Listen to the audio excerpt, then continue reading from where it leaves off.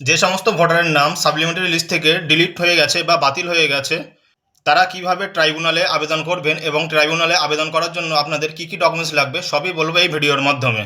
প্রথম, দ্বিতীয় এবং তৃতীয় সাপ্লিমেন্টারি লিস্ট কিন্তু ইতিমধ্যে নির্বাচন কমিশন প্রকাশ করেছে। যাদের নাম ডিলিট হয়ে গেছে বা বাতিল হয়ে গেছে তারা কিভাবে ট্রাইব্যুনালে আবেদন করবেন, 1 নম্বর অনলাইনে আপনারা আবেদন করতে পারেন, 2 নম্বর অফলাইন। অনলাইনে আবেদন করার জন্য আপনাদের ইসিআই এর ওয়েবসাইটে গিয়ে সাবমিট আপিল ওখান থেকে আবেদন করতে হবে, আর অফলাইনে আবেদন করার জন্য আপনাদের ডিএম অফিসে অথবা এসডি অফিসে আবেদন করতে হবে।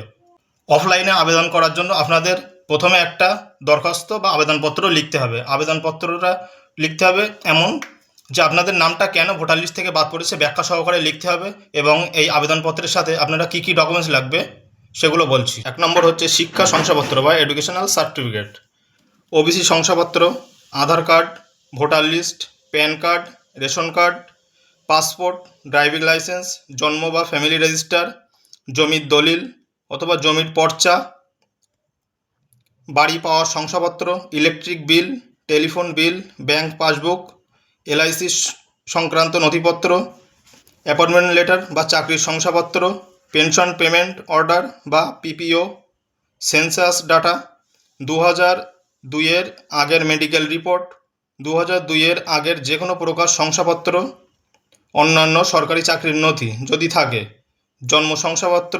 এই ডকুমেন্টসগুলো আপনারা রেডি করে তারপরে ট্রাইব্যুনালের জন্য আবেদন করবেন বা ভোটার লিস্টে নাম তোলার জন্য আবেদন করবেন।